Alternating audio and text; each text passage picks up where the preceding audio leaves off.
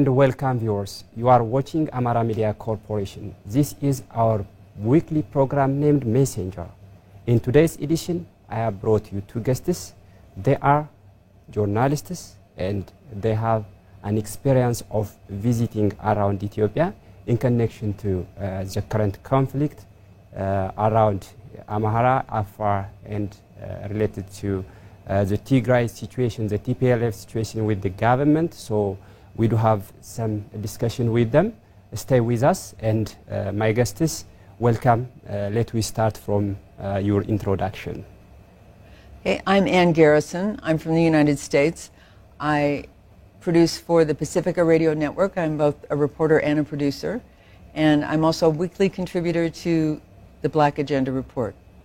Okay, thank you. My name's Alistair Thompson. I'm a journalist and editor and publisher from New Zealand. I publish on a publication called scoop.co.nz, which is a New Zealand politics, international relations publication. Yeah. Welcome to Amara Media Corporation again.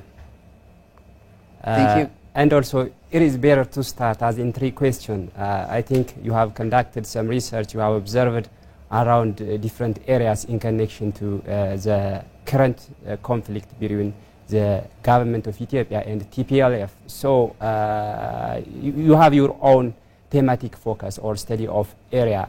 What are your study of the area of study, and why you have selected that area in order to conduct your research? Well, I'm a lifelong critic of U.S. foreign policy, and as soon as this conflict began, it became clear that the U.S. government was lining up behind the TPLF, and we were constantly being told on the media that Tigrayans are the victims in this conflict, even that there's a genocide going on in Tigray, and that the U.S. is compelled to act in one way or another, either with sanctions or even at worst some sort of military action. And I think we have to keep in mind that the U.S. does have a military base in Djibouti. In December, it beefed up its force there with 1,000 more National Guardsmen. And last week, after the governmental change in Somalia, Joe Biden announced that he was reintroducing troops. He said 400. He said he would put a cap on that, but these caps aren't always adhered to. He said he's introducing another 450 troops into Somalia. And we have a Congressman, Brad Sherman, who is calling for the U.S. Navy to block the ports in Eritrea.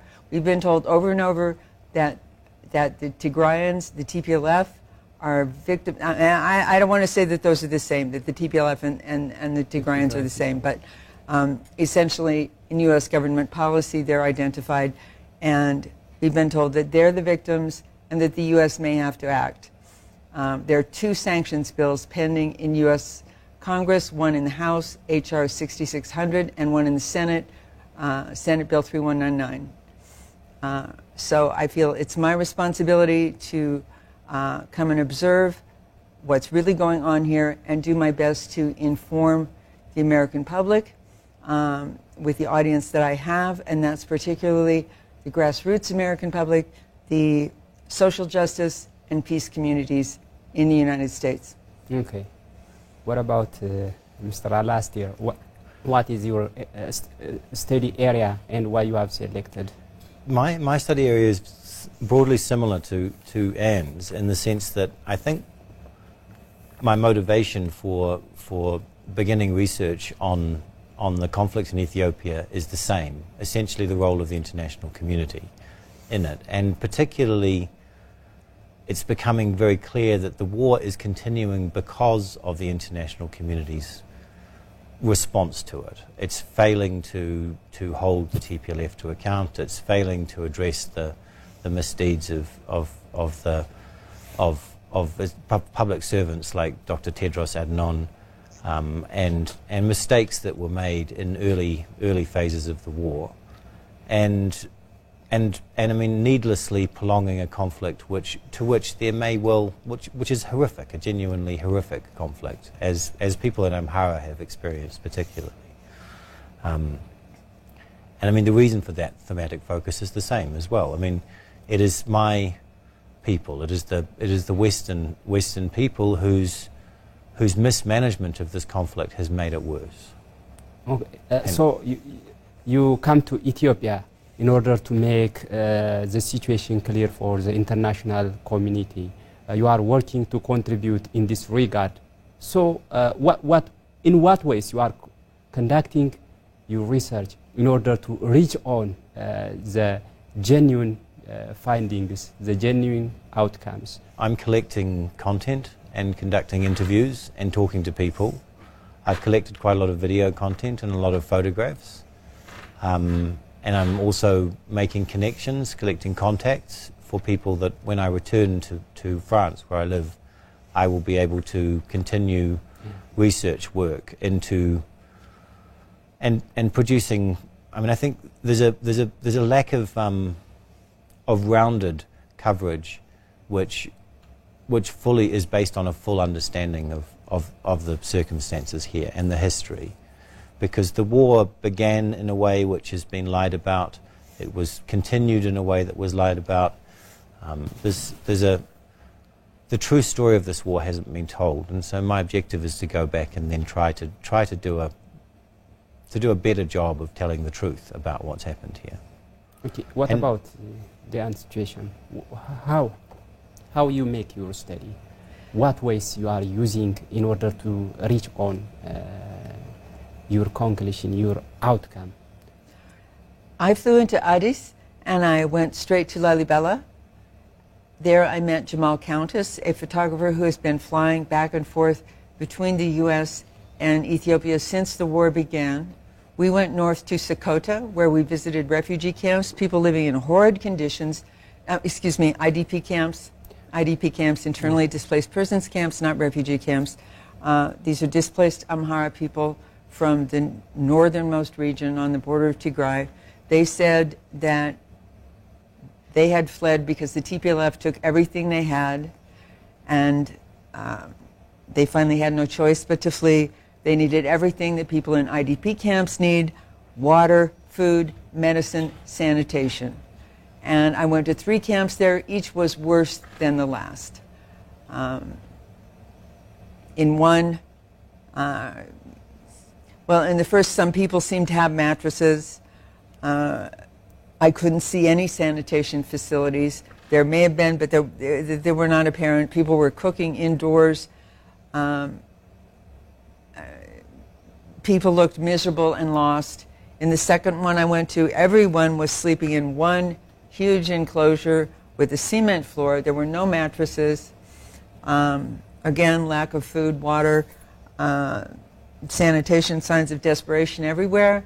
And in the third, that was the worst. It was right on the edge of the town of Sokoto. And there were people and animals living together with next to no shelter, with nothing but perhaps tarps stretched over some poles. And very, very crowded and terrible, terrible unsanitary conditions. I then went on to visit an IDP camp on the A2 highway, where people had fled from the violence of the OLF as well. Then I returned to Addis after that. Alistair and I went to Afar together, and we saw IDP camps in Afar, and horrible suffering there. The threat of a measles outbreak waving through these IDP camps and overcrowded hospitals. Particularly vulnerable were children under the age of 5 who were already at risk because they were malnourished and didn't have enough clean water. So there's a real pending disaster there, and I have written as I've gone along all the way. I write every week for the Black Agenda Report, and I produce 1 or 2 radio reports for Pacifica Radio, and I've reported on what I've seen and made the point that the government, my government, keeps saying that all the suffering is in Tigray, and that what we have to worry about, what we are morally obliged to worry about, is Tigray. And I have said no, there's immense suffering in Amhara and Afar because of the attacks of the Tigray People's Liberation Front. In your observation, in your interview, what stories you have listened, main things that touches your heart? I went to Gondar and travelled up to the border areas in the north, close to the Tikisi River. In the Amhara region. in the Amhara region, so in Welkite. And I did so because of the Gondar University research study. And we visited Adi Salam, which is a village near to Gehenna, which is a prison complex which was used by the TPLF.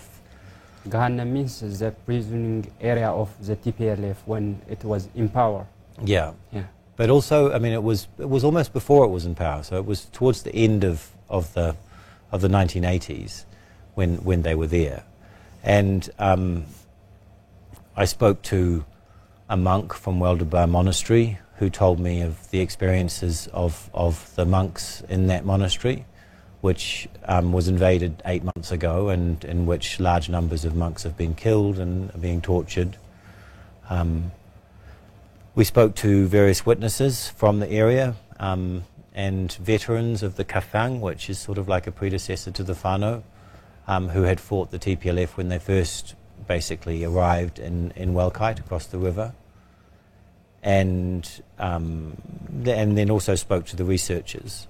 I spoke to a prisoner, a Derg prisoner, who was imprisoned at Gehenna, and he described his experience of being in prison there and witnessing a very large number of people, basically briefly seeing them for a few days, and then they're being murdered. He thought, I mean, either being shot or perhaps thrown in the river if it was in the winter. And then travelled back to Addis, and then went to Afar. And in Afar, I was particularly interested to try to understand what had happened after December, so after the end of the war. And I was quite shocked to discover that the true story of what has happened in Afar is much worse than we had understood. We knew that the TPLF had attacked near Abala in December. So, I mean, they announced their withdrawal to Mekelle, but before they announced the withdrawal to Mekelle on around the 21st of December, they had already started fighting in Afar. And their objective there was to invade and to try and take Afdera. And they attacked the communities in Zone 2 across the border going north from Abala, and basically disrupted all of the people who were living in the towns and many of the people who were not living in the towns, and created about 1 million IDPs. Some of those IDPs are still in the north, and some of them are in the south, particularly women and children are in the south. And they're in a terrible state. And meanwhile, the international community was only really concerned with, and Dr. Tedros Adhanom was constantly complaining that there was no aid getting into Tigray during that period. But the reason there was no aid getting into Tigray was because the road was blocked, because they were in the process of invading down the road and trying to take Afdera. And the Afar militia fought them off, eventually pushed them back, and then eventually they left. There was a whole lot of misinformation too. I mean, there was a story which was told very widely in social media which said that and also reported by the Telegraph, where it was claimed that that there was in Abala, when Abala was taken, that there was some Tigrayans who had attacked the defenders of the town and then been killed, which apparently is just not true at all. I mean, basically, when the town was attacked, everybody left, and they all left together, and now they are. I mean, those IDPs are also in Samara. So, I mean, what I've discovered is the extent to which the information that we have about aspects of this war is very, very poor, and the extent to which, especially a lot of the news that we consume in social media can just be wrong. And I mean, I think that's one of the problematic things here, and the injustice of IDPs in terrible circumstances in Afar, whilst their region is being used as the main primary corridor, and there is now a very large amount of aid going north into Tigray, but at the same time, UN agencies have been distributing whole grain to people who don't have any milling equipment and who can't grind that and can't really eat it. So there's a lot of problems here, and the resources are not being distributed in an equitable manner. I made a point in the 2 reports that I produced this week of addressing the issue of the trucks going to Tigray, because this has just been a chant over and over and over. There are no trucks getting into Tigray because they're being blocked by Ethiopia and Eritrea. I don't know where they get this idea that Eritrea is blocking, because there are no Eritrean soldiers in Afar. And I spoke to drivers of International Committee for the Red Cross convoys who had gone from Nairobi to Addis to Mekelle and back, and they were stopping to rest in Samara. They had gone into Mekelle unhindered. As Alistair said, he observed convoys going into Mekelle. I learned specifically, and this is from Alistair, that there are some checkpoints where the trucks are scanned to determine whether or not they might be carrying weapons that they shouldn't be carrying, whether or not they're carrying metal or electronic equipment. That's perfectly reasonable, this demand. It is the area in which there is still conflict, so yes, everything should be checked. Everything should be checked. This call for unhindered access is just ridiculous. This is the middle of a war. Of course, you can't have trucks carrying weapons into Tigray. In connection to the destructions in Amhara and Afar side, right? When you compare it to situations in Tigray also, even there is a humanitarian need in Tigray, there is also a humanitarian need in Afar and Amhara, right, as you have observed. But when you see the international media, the international governments in US and some Europe countries, most of the time they have focused on the humanitarian access that should be brought to the people in Tigray. We know that, right, we understand that. Yeah. Humanitarian access should be given for the Tigrayan brothers. Of course. There should also be given in equitable manner for the people who are in suffering situation in Afar and Amhara. What do you say in this regard? U.S. foreign policy has for a long time been characterized by policymakers' choice of what Noam Chomsky and Edward S. Herman called worthy and unworthy victims. And they have decided in this case that the Tigrayans are the worthy victims. And that this focus on the Tigrayans is supposed to shape U.S. foreign policy, and the point of stressing that constantly is to create consent for punishing the Ethiopian and Eritrean governments for what the U.S. government says they are guilty of, which is persecuting the people of Tigray.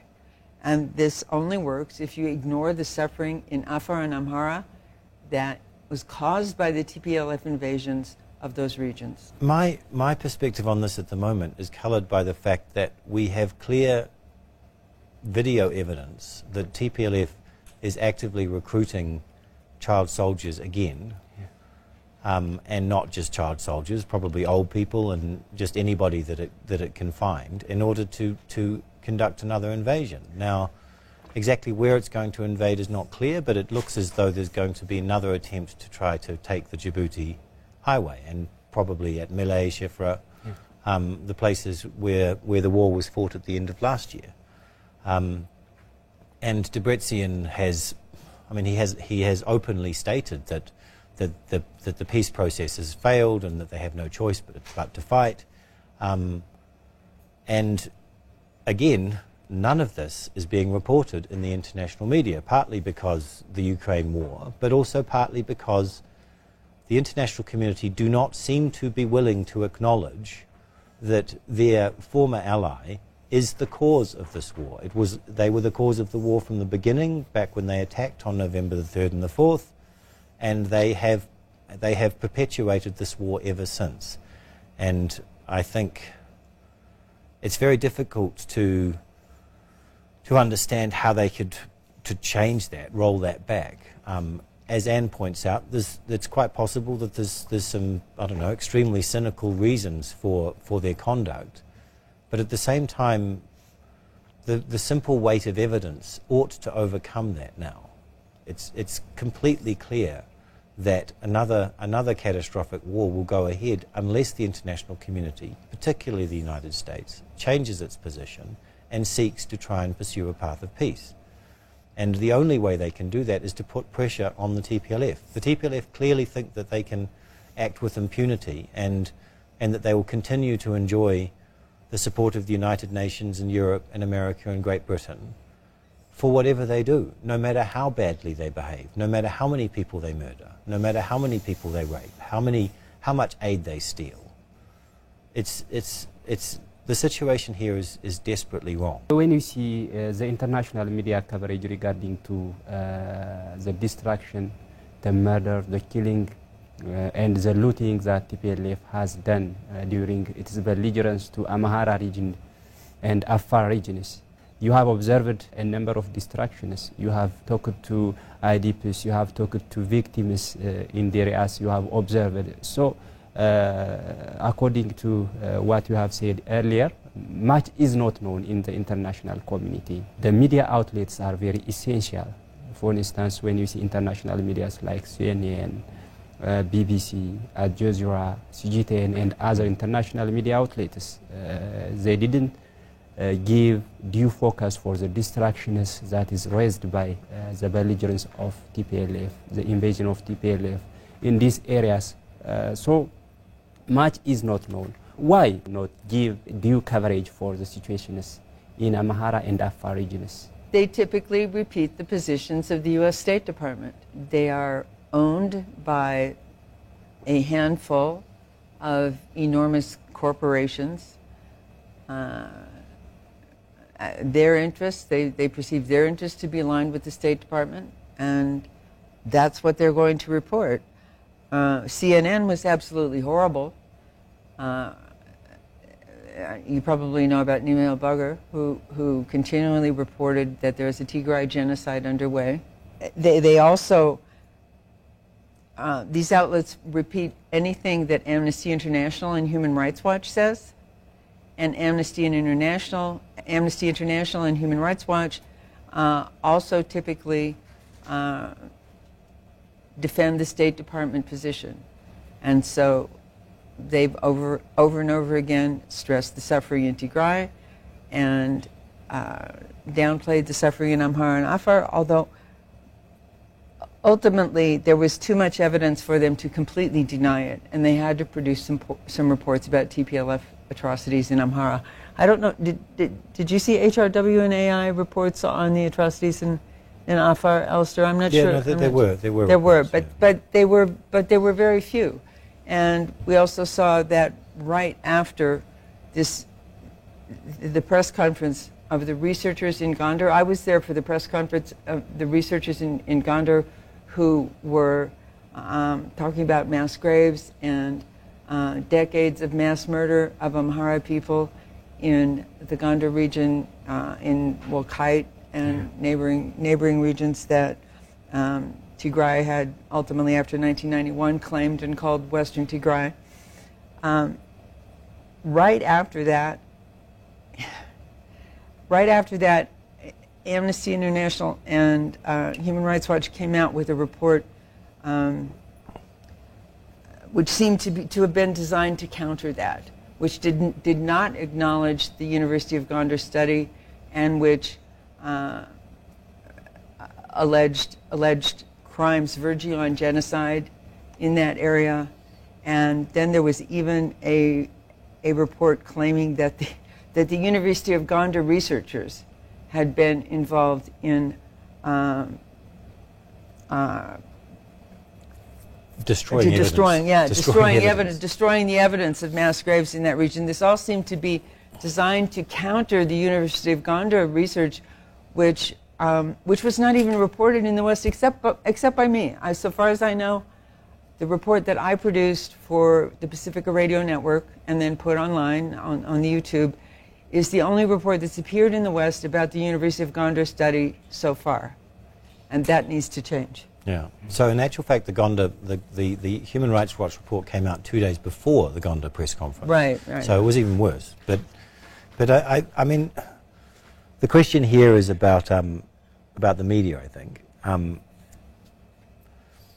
And I think the real problem that you have is that people don't care. The Western media companies genuinely don't care. So, I mean, Nima El-Bagir, there's been a few reporters who've taken an interest. I mean, she at least works for a news organisation. Lucy Casa is just who writes for The Telegraph and as a freelancer. She has written the worst pieces. She wrote a terrible piece about what happened in Afar, which was completely wrong. She wrote a terrible piece about what happened in Gondar that was completely wrong. She wrote a terrible piece about what happened in Gondar for the BBC, which is completely wrong. And I mean, I think those pieces of media, her pieces of media, particularly need to have complaints laid about them because they're so egregious. But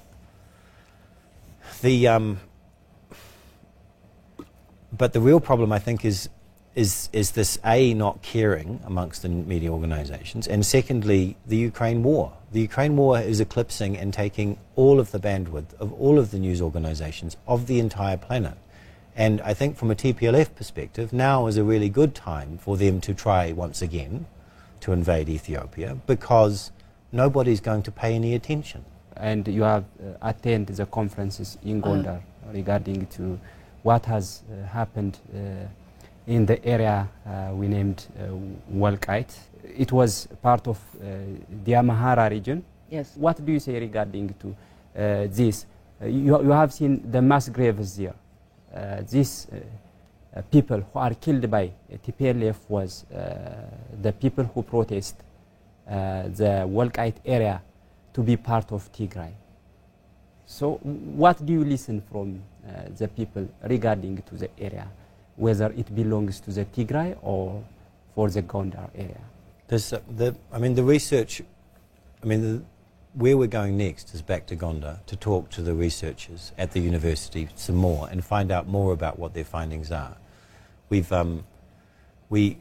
I've conducted 3 interviews so far with researchers, so I have some knowledge. Have you interviewed people in Walqait? And yet we interviewed people in Walqait as well, but we would like to... What the people say about their identity? It is one means of conflict in well, that area. they speak with one voice about the horror of the last 30 years of living under the TPLF. The survey results from the Gondar University study, which I think are more statistically valid than my anecdotal observations. They show that 80% of people had experienced some form of victimization under the TPLF during the period of time of the annexation, during which where they had experienced something that amounted to a serious crime, so rape, attempted murder, incarceration. All sorts of theft of property. People told me stories. There's a constant theme of stories of TPLF fighters and various other people turning up and essentially taking the women or taking the wives of people, which is just horrific. And then in the schools there's lots of stories about child abuse, essentially by TPLF teachers.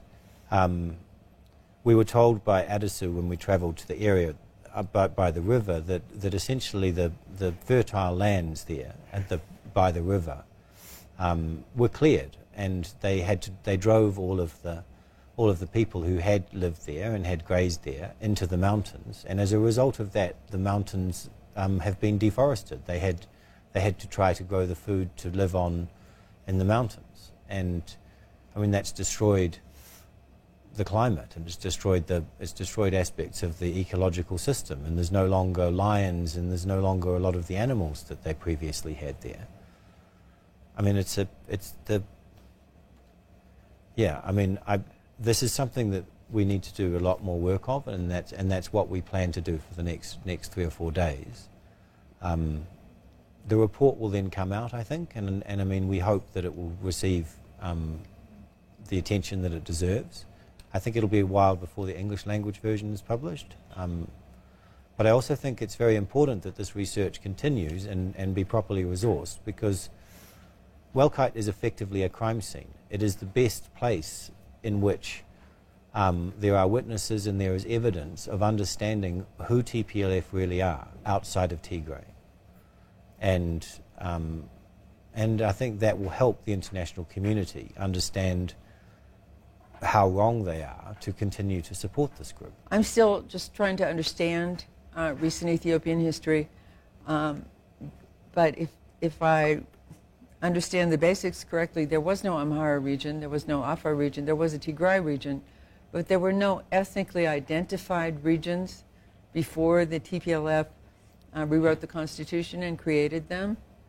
And this assignation of particular areas to ethnicities, and at least formally the assignation of particular rights to various groups, to the groups in those ethnically identified areas, rights that are greater than those of other ethnic groups who may be living there, is a large part of the problem. And so I hate to see the story of Welkite. I would hate to see it reported in a way that exacerbates ethnic identity and conflict. The challenge I've perceived from the very beginning here is, and the challenge that Prime Minister Abiy Ahmed faces, is that of creating an Ethiopian identity that supersedes ethnicity, and a citizenry who share equal rights as Ethiopians. So I just think that the way that the story of the tragedy of Welkite is reported and discussed, it's very important that it honor the victims, but that it not exacerbate the ethnic tension. There is a conclusion, there is a recommendation you can make it from your study. The war needs to be ended. How the mismanagement of the US and some European countries should be corrected? What do you say in this regard? Well, as I said at the beginning, I work with grassroots organizations. I'm a reporter and producer for the Pacifica Radio Network and the Black Agenda Report, but I'm also a member of the Sanctions Kill Coalition and the supporters group of the Black Alliance for Peace. The Black Alliance for Peace is a group of Black American, well, actually, they are a global organization, but it was started by Black American peace and social justice activists who are most of all opposed to U.S. foreign policy aggression. And so I work with those organizations to pressure the government not to pass the sanctions and not to intervene militarily. So the government of Ethiopia, I think it's important that they understand the need to improve communications around the war, because it's extremely difficult to understand what is happening here, and when things are actually happening, it's extremely difficult to have any reliable information about what exactly is happening. There's not enough information. The information is not frequent enough, and often it is out of date. It's not clear. It's difficult to ask questions of people about things. Now, the other issue too is, I think, journalists. I mean, it's not in Ethiopia's interests to have no international journalists here. There needs to be international journalists here. Now, I understand the difficulties that the government has had with a lot of the international journalists that they have had here, but I think if they if they work hard at it, they can probably find some journalists who could come here, who do have open minds, who are interested, but they would need to assist them because, I mean, not so much in terms of money, but they need to assist them in terms of helping them give access, helping them have interviews, helping them navigate some of the complexities of working here, which is a very difficult place to work as a journalist. For the international community, they have locked themselves in a prison of their own lies, and they need to get out of that prison because they're on the wrong side of reality. And the catastrophic impacts of that failure to understand what is really happening here is going to have repercussions which will be truly terrible unless they open their minds and reconsider their positions and understand that Ethiopia does not need to be a conflict zone.